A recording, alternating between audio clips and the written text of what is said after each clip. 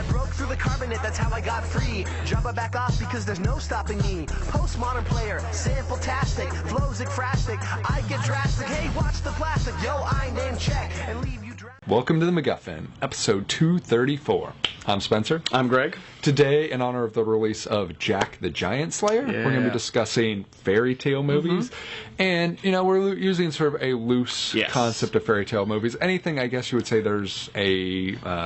kind of a fantasy element definitely helps. But also sort of a moral. Yeah, moral. Sometimes there's the idea of like a child learning a lesson or a child being revealed to something. Yes. If we just pick stuff based on fairy tales, it would basically be the best Disney animated movies. Because they're like the most legit crossovers. So. Yes, but we're not doing that. No, we wanted to spread it out a little bit more fun.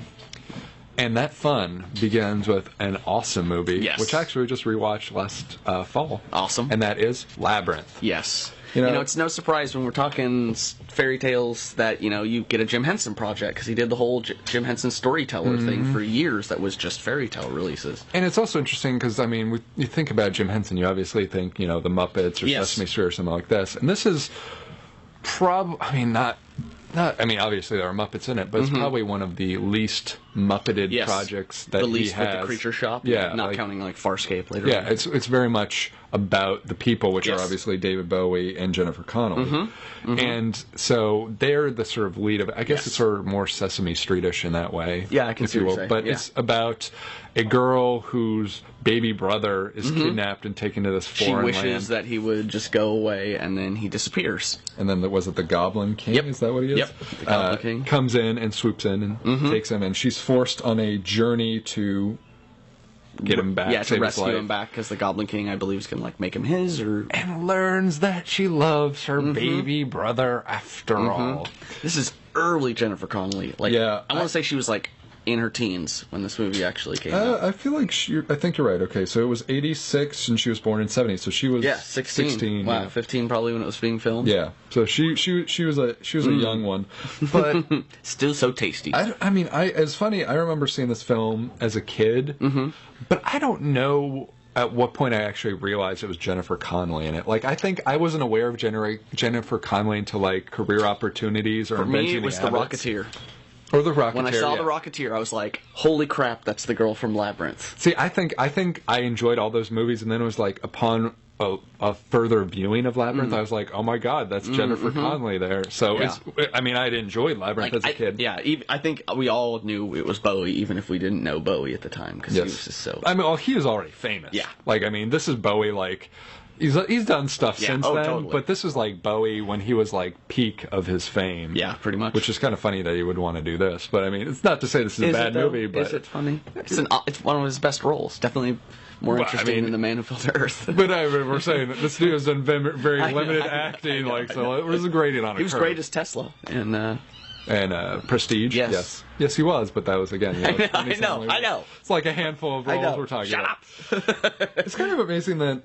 Of all the things, the only things that, I guess it's not surprising, they got nominated for Visual Effects Awards, and there was only the BAFTAs, and that's pretty much it, not much else beyond that. Wow. I'm surprised that the Academy wasn't really into something like this.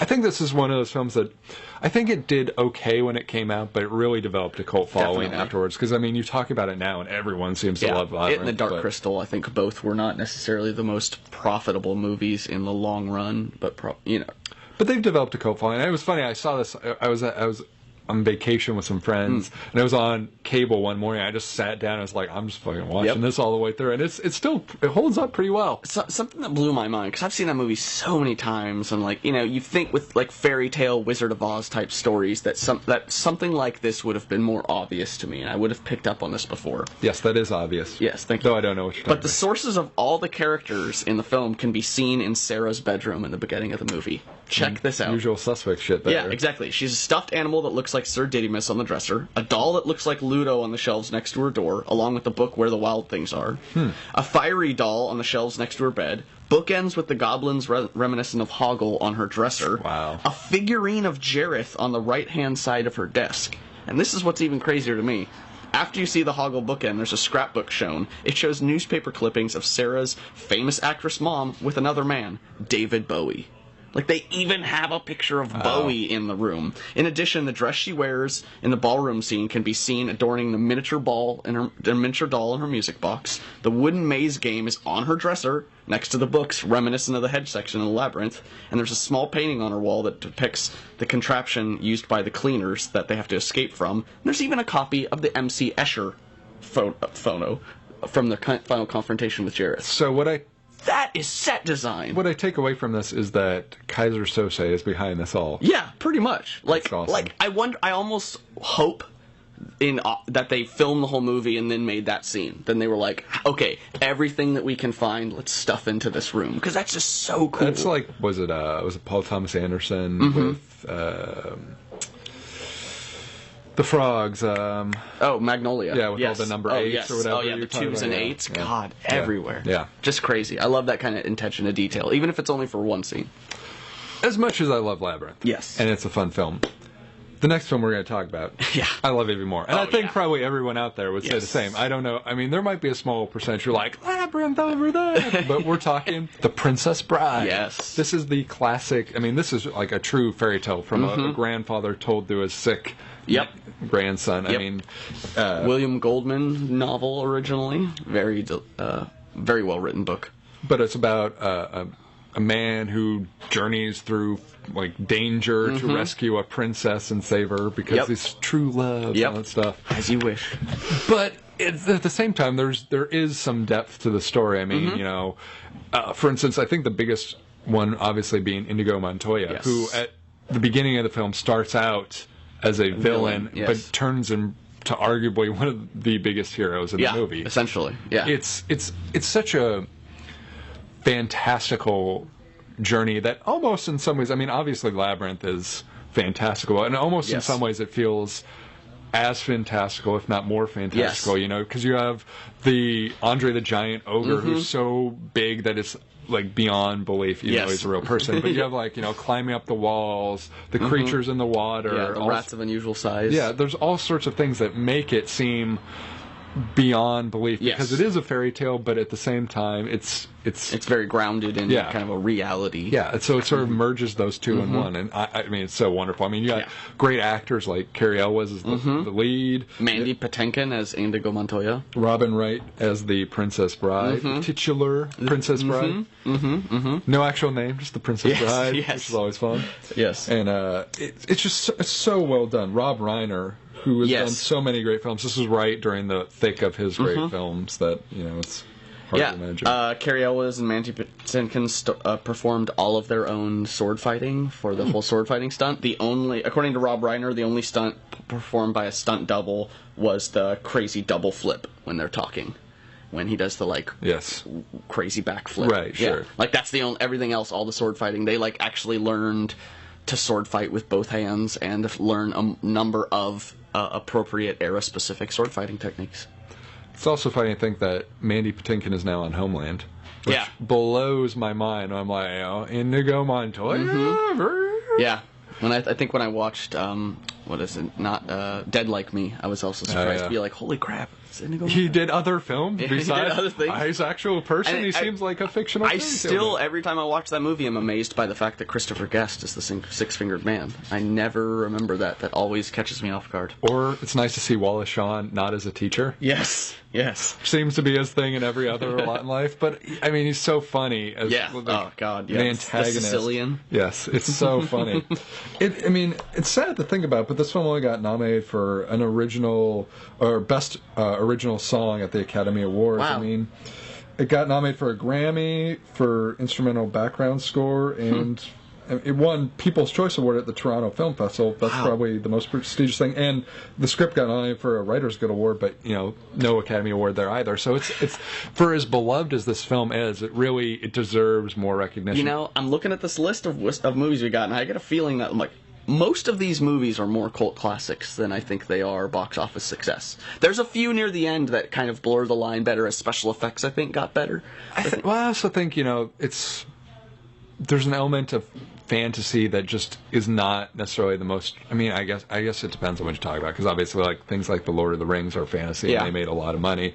But I think fantasy might be a tougher sell to audiences, because when you have settings settings are easier for people to turn their brain off and not think about it and be like, oh, I don't want to see a space movie. Like, who cares what the space movie's about? I don't want to see a space movie. I think there's just so many bad ones that, like, Thanks, Uwe Boll. Yeah, people get turned off on it, and so it takes, like, the special ones It's true. that sort of stand out from that to make fortunes. But when people find those ones, they see them so many times. And I think this is one that sort of maybe not initially caught the world on fire, even though, I mean, it's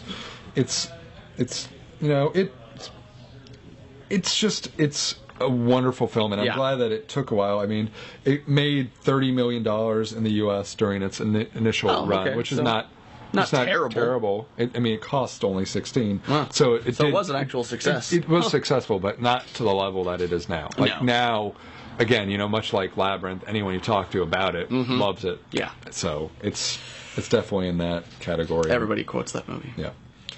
Another one that's probably in that category of cult classic is Willow. Oh, yeah. From director Ron Howard.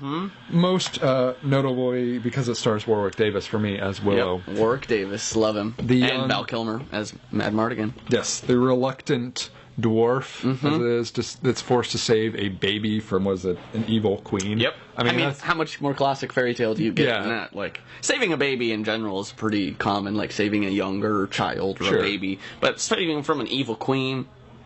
And a dwarf. I mean, a dwarf who's been trained by the good witch, I mean, it's just, like, it's perfect. It's definitely, like, emerging of things like, is it Snow White and stuff like that. And Star Wars. You got your Han Solo, Val Kilmer. George Lucas was a writer on it, so I'm sure that's a significant portion of it. But it's so fun, and I mean, Warwick Davis has such an interesting career that I kind of feel bad for him because if he this was like his breakout. This was, it's supposed to be because he had done so much stuff for Lucas in Star Wars, but he was all, he was Wicket, he was in a mask and things like that, and so this was supposed to be like, the actor behind it is, we can make him a star of his own movie. It was his breakout in some ways, but the problem is, like, there's always going to be sort of a limited threshold for getting little people into films. I mean, it's unfortunate. It's much like gender or race or whatever. It's just one of those things that maybe someday you'll be able to just slowly helping break that mold a little bit with just the success of Game of Thrones alone is enough that people are almost like less. But that was also a role written like that, wasn't it? No, I mean the character in the was a dwarf, but it is in Willow as well. But I'm saying until you get some you have a film like Star Wars. Say you have a film like Star Wars being cast, everyone wants to be in it. Yeah. It's sort of like them recasting Evelyn Salt as Angelina Jolie. That's a male role that they recast as a woman. Until they recast like Luke Skywalker as a little person. I see what you're saying. Then it's it's until those roles are changed. Okay. Yeah, then I would agree. For someone like that. And so, unfortunately, he's working against the stream. But in terms of this, Val Kilmer had done a ton of things at this point. I mean, he Real Genius. He'd done Top Gun. Yes. And so to see him in sort of a fantastical one was a lot of fun. Yeah. I mean, he ad-libbed most of his dialogue. I think, from what I remember at least, the special effects were pretty impressive, especially given the time that they were done. Yeah. And this was, Ron Howard sort of breaking out of that mold. I mean, he had done Splash before this, but he had not. I mean, this is definitely, by comparison, a massive increase in scale and production. Obviously, things like Backdraft and whatnot, Apollo 13 followed after. But again, this is much like sort of maybe a little bit to a smaller degree, but it's also a bigger scope than The Princess Bride. It wasn't a complete failure, but I mean, it cost $35 million. It made about 60 in America. So it wasn't a complete bomb, but it wasn't like it burst the doors off like something like Apollo 13 or whatever would later go on. What's interesting, if you're an avid reader out there, especially if you like to read fantasy, or if you're just a huge fan of the movie Willow, the box office totals, as we just said, were not exactly as inspiring as they should be, and so George Lucas, he'd wanted to make more movies, but instead he converted them into books, and he got You got Chris Claremont, who's a comic writer. Did a lot of X-Men, tons of Uncanny X-Men, and the X-Men Future Days Past that's coming out is, I think, a Chris Claremont story. I mean, really prolific X-Men writer. To write these 3 books called The Chronicles of the Shadow War that came out in 95, 96, and 2000. They are amazing. I have read them. This is about Willow? It's Willow. It's after Willow. Is Willow in them? Yes, as is Mad Mardigan. Man, see, I'm almost like I'm going to be the minority here that I'm kind of more intrigued by the possibility of more Willow movies than I am Star Wars movies. I will just say, without giving anything away, that they basically he takes Willow and makes him into a serious badass. Like, this is like grizzled Willow post some bad things going on, and he like changes his name, but he's still got the brownies with him, and he's like a hardcore badass wizard. Wow. They're a phenomenal trilogy. Let me throw. And Elora Danan's like a teenager. Like that's the time progression. So it's like 10, 15 years later. Okay, given that information, let me throw a few things at you. Okay. These might not be a surprise, but it was nominated for Best Visual Effects and Best Sound Effects Editing at the '89 Academy Awards. Which, as I said, I thought the visual effects held up pretty well, and they were pretty impressive for the time. So good on you guys for that. But you spoke about those stories being good. Yeah.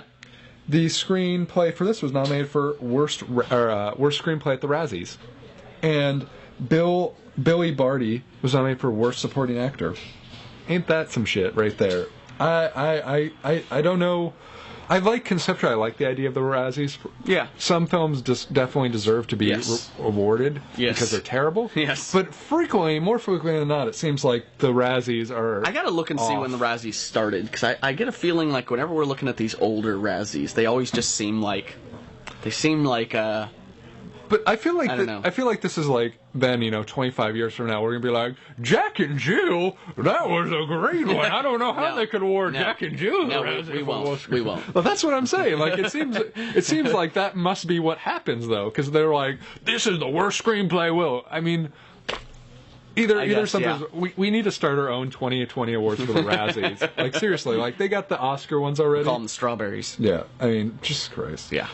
Moving right along, though, let's move to another one that is, again, in that niche of films that have a cult following but never really received commercial success, and that is Steven Spielberg's Book. Which I loved. I've seen this movie so many times. This movie I grew up with. Yeah, I mean, this is a film.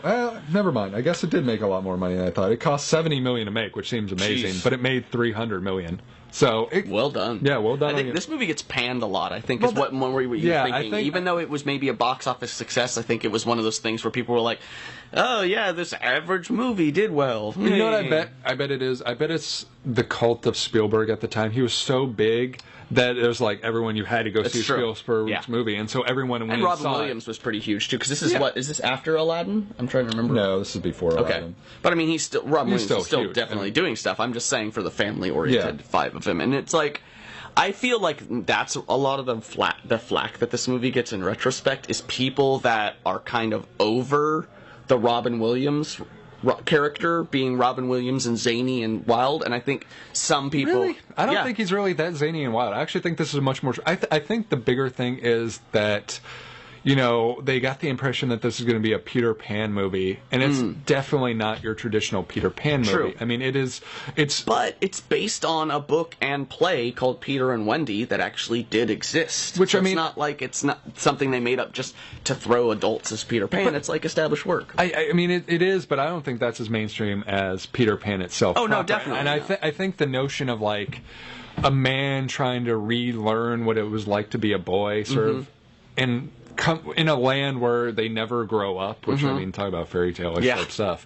I think that's an element of it. Hook was sort of over the hill. I mean, I think the fact that Dustin Hoffman's Hook is so present in the movie is also something that threw people off. I mean, he's even called Hook. Like, he's as much of a main character and has as much roles and scenes where it's just about, he's the main actor in the scene. But I think there's an element of the original story where it's about sort of the clash between Peter Pan and Hook. That's such a big deal. Whereas in this movie, essentially everything's turned on its head. Peter Pan is old. Hook is old. He's wearing, he's got no hair. He's got a wig. I mean, was it Smee? Smee, yeah. Smee is old. Like, the crocodile's dead. Like, none none of it is the same as you get used to it. And frankly, I think the worst thing about it, and I'm saying this with even saying you love the movie with a grain of salt, the kids sort of are Peter Pan's kids. Are a little bit challenging, which is funny because one is like Charlie Korsmo, who went on to do a lot of great stuff,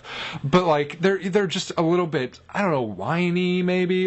And see, that's the funny thing is, original Peter Pan was much more about not only the kids but the love story between Peter Pan and Wendy, and this is much more about the clash between Peter Pan and Hook. Almost. Yeah, Wendy is not really a presence at all. I mean, if anything, it's more about like Tinkerbell playing up her role, sort of like her love of Peter. And Julia Roberts. Yeah. And again, that might be another reason this was just like star-studded cast. Yeah. I mean, I think it's unfortunate. I mean, I'm glad it made money. Rufio, come on, man. Yeah, Rufio's classic. Yeah, Rufio's classic. I mean, I'm glad to hear it made money, but you're right. I think it was one of those films that it might have made a ton of money, but it's that sort of bad taste that makes it have pushed people away instead of like pulling people in as a cult classic. It's also crazy to think that like Dame Maggie Smith was in this movie playing like a 92-year-old woman, and she was only like 57 at the time. So now as she's actually like getting closer to approach that age, and you look back at Hook, she still doesn't look as old as that role. It's like she is just kind of eternal. It's funny to think that this film got nominated for 5 Academy Awards. Wow. It didn't win any of them, but it got nominated for art, set direction, costume design, visual effects, makeup, and original song. I can see that. The flying is amazing in the movie. It's well really done. I mean, it's a Spielberg movie, though. Yeah. And this is $70 million. And was it 1991? Yeah. That's probably like 100 and something now. Yeah, exactly. So, that's like approaching John Carter levels of budget. So I mean, considering that, it's not a surprise that the effects were pretty awesome. And I like the story about Peter sort of returning to the love of life. Like, he seems so beaten down in the beginning. And he's like a lawyer or something. And he learns to love his life and family again, and it's just so wonderful to see that. And the movie has such also classic like Spielberg to just throw a bunch of things in the background or a bunch of actors and peoples and things. Like, this is like I think Gwyneth Paltrow's second role because she plays Wendy. Really? Yeah, the young Wendy at the end that you see. Also, that when the older gentleman gets his marbles back and he flies and he sprinkles some dust, and like there's a couple that's kissing that floats up. The people floating up is George Lucas and Carrie Fisher. Wow. And you know the boo box on the pirate ship when they throw the pirate in the boo box? Glenn Close is that male pirate in the beard that they throw in the boo box. That's awesome. Like, Spielberg just like, screw it, we got $70 million. Glenn Close, you want to play a male pirate? Makes me want to go back and rewatch it, since I probably haven't seen this in 10 years. You will see it, and the moment you see that scene, you like look it up on YouTube, you'll be like, I don't see it, and then you'll see like the eyes, and you're like, oh, yep, totally Glenn Close. Wow. Very cool. Yep. Moving right along, we're going to jump forward in the decade and go to one that I actually like quite a bit, and that is Tim Burton's Sleepy Hollow. Yes. This is the live action version of the Headless Horseman, the fairy tale Headless Horseman cartoon. Ichabod Crane. This, I mean, obviously stars Johnny Depp as Ichabod Crane, Christina Ricci as well. Yes, and Casper Van Dien. Yes, but you also have, what's his name? Christopher Walken. Christopher Walken's Horseman, which is very, very small role. Yeah, it's really at the end that first time the Headless Horseman has ever been done with without the actor basically wearing the collar up around their head, where it was actually digitally removed. This is the first time that character wasn't played by an actor. Just it's sort of. Now. I mean, obviously the thing about this is, I mean, it's classic Tim Burton, and they took a fairy tale that was a little bit dark and made it super dark. Yes, like. The story, I mean, was always sort of like, be careful, you know, you better watch out. But there was a protective barrier in the original story. Once you crossed the bridge, the Headless Horseman couldn't follow. But that's the whole point of like a fairy tale, is, you know, you're scaring you have kids rules. So that it keeps the kids in line. And this sort of takes it to a place where the Headless Horseman's just killing people. Like, he kills at least a handful of people during the course of the movie. Yes. And Ichabod Crane is, of course, trying to solve this, whereas I don't really think that was the case in the cartoon. No, I think like, he's just a dude who's like late and he needed to go home. And he's like trying to avoid it. So I mean, it's sort of interesting. I guess we can talk about this in general of all fairy tales, the ones we've talked about already, and this one's the notion of sort of rewriting a fairy tale for a new context. It's not just sort of like taking a fairy tale and making a movie out of it. It's completely reimagining the fairy tale in the context that it is an hour and a half. Most fairy tales are probably, relatively short. So usually parables or short stories. Yeah, so this is definitely one where they really dramatically rewrote it in sort of a Tim Burton fashion to make it into And such classic Tim Burton. When you watch that movie, one of the things that sticks out for you most is that I think you feel like you're in Sleepy Hollow. It's so detailed and consistent in the worldview. And, I didn't realize this, but it makes complete sense for Tim Burton to have done this. The town Sleepy Hollow was created from the ground up in 3 months. In a soundstage, too. Yeah. At the time of filming, it was the largest set built in England, and it was put up in record time.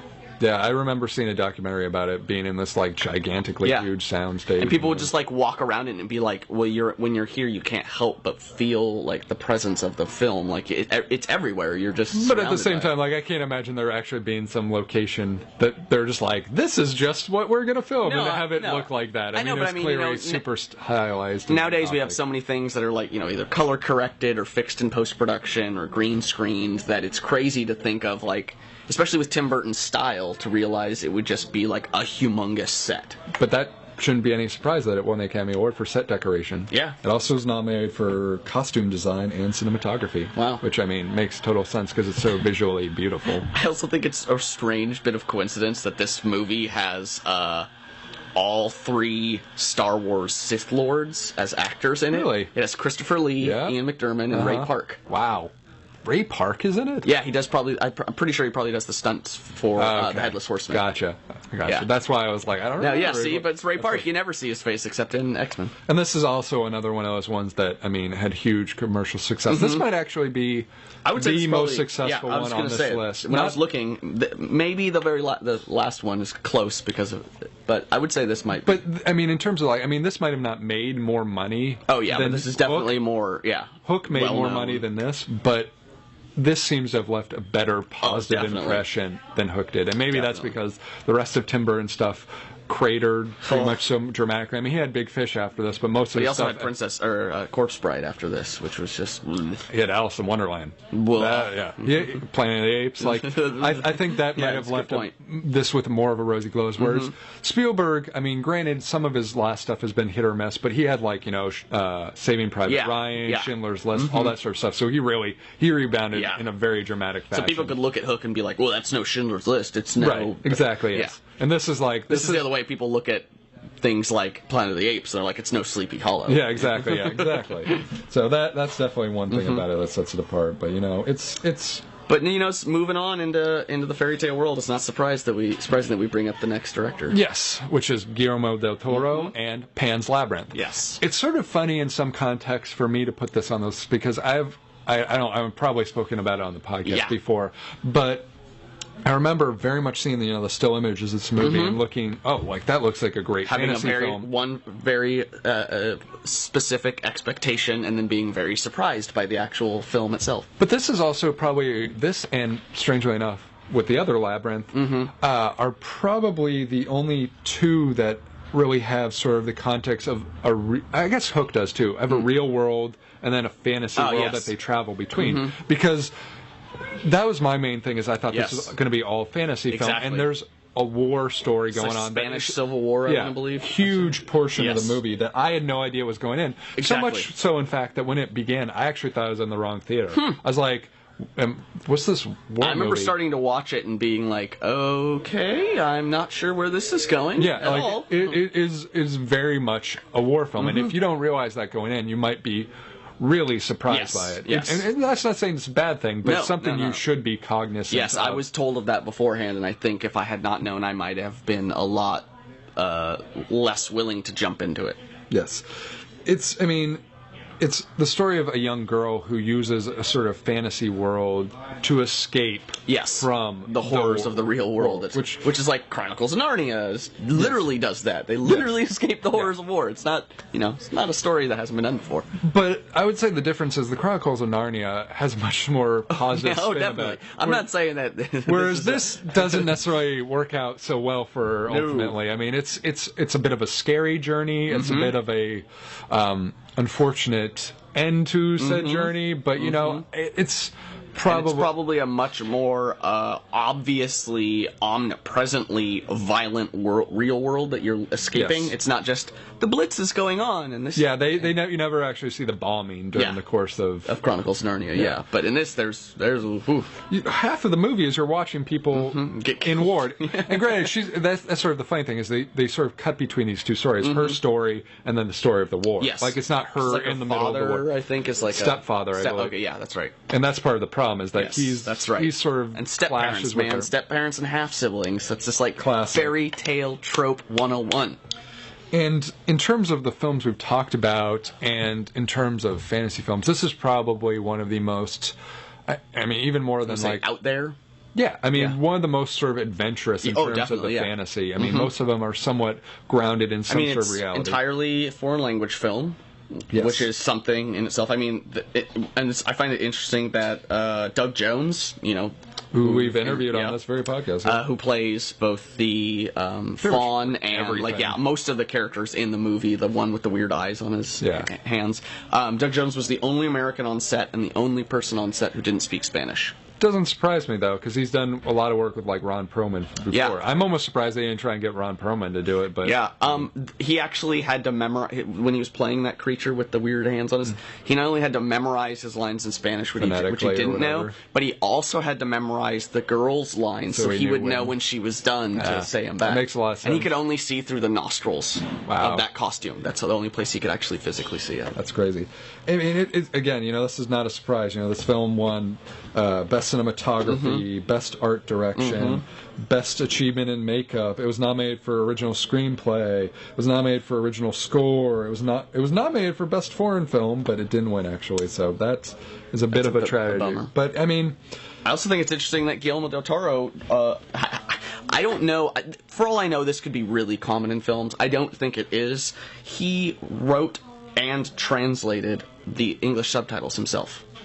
I think that's great for all of it because he's had so many problems with previous movies that were subtitled and not trusting the translators. Yeah, that's good. So he's like, I know what I want it to say. Let me translate it. And if anyone wants to write in why The Lives of Others was clearly the best foreign film of the year, I mean it's fine. I'm curious about that segment that's really adamantly behind that as opposed to this film-wise. So I'd like to hear some maybe those are like the 30% of people who went into Pan's Labyrinth not knowing it having a violent war film involved. I mean, it's probably one of the most realistic films he's done. Yeah. I mean, which is funny to say about a fairy tale movie, that it's probably one of the most realistic movies. I mean, you think about I mean, I guess his earlier stuff when he was doing stuff like The Devil's Backbone and stuff like that, it was Mimic's pretty real. You don't know. Have you been down in the sewers of New York? You don't know. It could be. They talk about alligators. How do you know I was being sarcastic? Maybe I was being honest. It made $50 million though, so that's pretty good for the film. Yeah, it's so beautiful visually. Oh yeah, it's an amazing film. We had to do at least one animated film, and we had to do at least one Disney movie. Yes. And for whatever reason, we could have done any, but we chose to do Tangled, which is not a bad choice. I really like Tangled. I really like Tangled as well. And I think it's also an interesting benchmark for the Disney fairy tale movies, because they all were very much the same, look, hand-drawn, stylized, etc. This is their first CGI fairy tale film. Yes. And, I mean, you also got to note that it's not to the same degree of something like Shrek, but it's a reimagining of a classic fairy tale being Rapunzel. Yes, kind of. It's kind of more in the way where Hook has Hook in the title because Hook and Peter Pan are equal, and it's not all about Peter Pan. It's much more in that sense where it's much more about Rapunzel and Flint, I think is his name. Yes. Rather than Flynn Rider. Yeah. Rather than just about Rapunzel. Sure, but at the same time, I mean, it is Rapunzel, and she does Yes. have the long hair, and that's an element of the Yes. plot. And so it's taking a classic. Is it Grimm fairy? I don't even know. I think so. Yeah, I think it's Brothers Grimm. Who wrote this classic fairy tale, and they're taking that. I mean, this is not some sort of like story that's being Yes. reimagined. This is something that's 100 years old that they're taking and making it updated. Also, the first Disney princess film that got a PG rating rather than a G rating. Also, a fairy tale film with Ron Perlman in it. Yeah. He plays, was it Stabbington brother? Nice. So, it's definitely interesting because, it's the sort of imagining of Rapunzel if her wicked, was it stepmother or whatever, sort of was trying to keep her down, and she finds out, she gets out into the world, Yes. she enjoys the world, and Yes, the I power find of her hair. the animation is really interesting for this movie because they did kind of the director, I forget. Nathan Griot and Yeah, Byron Howard. Yeah, they really wanted to make it not just be CG like Shrek, and so it's kind of a painted look. Oh, it's beautiful. I think it looks great. Yeah, it's a really interesting kind of different look to the point where they had to get artists in and teach a class about what they were trying to do so the artists could understand enough to actually do it correctly. Yeah, I mean, it's beautiful. It was nominated for Best Original Song, which it didn't win, unfortunately. But I remember Mandy Moore and, what's his name from Chuck? Zachary Levi performing it during the ceremony. Yep. It got nominated for Golden Globes for Best Animated Film and Best Original Song. It won the Grammy for Best Song Written for Movie or Television. It was also nominated for Best Motion Picture Soundtrack. I mean, it was nominated for a Teen Choice Award for Best Animated Movie Voice for Zachary Levi. Check this out. At one point, it was going to be the sequel to Enchanted. They're going to do it live action? I think they were going to have a moment where it was going to be like either a pre. I forget if Enchanted was going to be a sequel to it because I get the. I see. Okay. And it was going to be one of those things where like this was going to be one story and then it was going to transition to the other story. They kind of wanted to make this to be the animated world that had its own full film. Yeah. I'm glad they did its own thing. Rapunzel's a good story. And I mean, you got to give a credit to Zachary Levi, who's very funny on Chuck, and Mandy Moore is probably an underappreciated actress. I mean, in stuff like Saved, she's fantastic. So good. So I think she doesn't necessarily just get the roles she needs to do to really showcase it. But when she gets the opportunity, she's really quite strong. So. They got this huge test audience of people to determine what they thought were the most attractive features in males. They got all these ladies together to make Flynn Rider's face. They had all these ladies be like, what do you think is the most attractive hairstyle of these hairstyles? Yeah, that kind of thing, where they were got this big amalgamation of the most attractive, which, I think they do a pretty good job of making him not look hokey. I mean, he does look like a dashing hero. And when you don't adjust for inflation, and maybe even if you do, I can't do that math off the top of my head, this film made almost $600 million worldwide. So this is probably the most successful film we're going to talk about. Probably. So it's not to say fairy tales can't be successful, but... And that's what I was saying also. It's when you get a Disney movie and a family-friendly movie, animated movie, those are you're just stacking up the profit margin above anything else you're going to get. So it definitely can happen, but it's probably not necessarily the most common thing. Yeah. It's probably, half the time. Yeah, I mean, because Disney has really been dominating that whole world with their animated films. They, pretty much. Everything else has been let's try to do a live-action thing that Disney didn't do. Yeah, I think live-action fairy tales have had a much more sketchy track record than animated It's helped a lot more recently as special effects have gone up. And I think that they'll, with things like superhero movies getting that advent up already, that the technology for it is just there. It'll be much easier to make these fantastical, crazy stories and make them look right. Yeah. Well, that brings us to this Friday, March 1st. We're talking Jack the Giant Slayer from director Bryan Singer. Yes.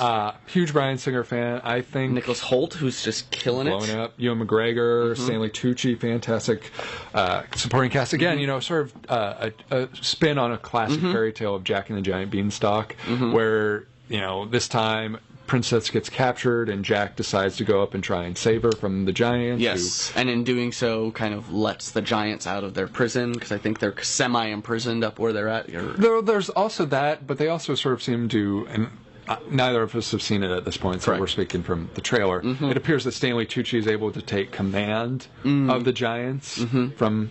So maybe that's so they're going to war. Yes, so they go up there. Maybe he frees them in some capacity, but then they're put under corralled. the intro. Yes. Yeah, maybe there's some sort of spell or something. Probably a spell. Fairy tales like them spells. If it's got magic beans and two-headed giants, I'm pretty sure there's probably spells in it. But, you know, Bryan Singer and the writer's Christopher McQuarrie, who wrote, like, The Usual Suspects and stuff, who works almost all the time with Bryan Singer. You know, they did The Usual Suspects together, did X-Men together, they did, I believe... They're probably working on the new X-Men together. Yeah, I'd almost guarantee it. I mean, it looks like a lot of fun to me. I mean, there's a little bit of me that worries about it.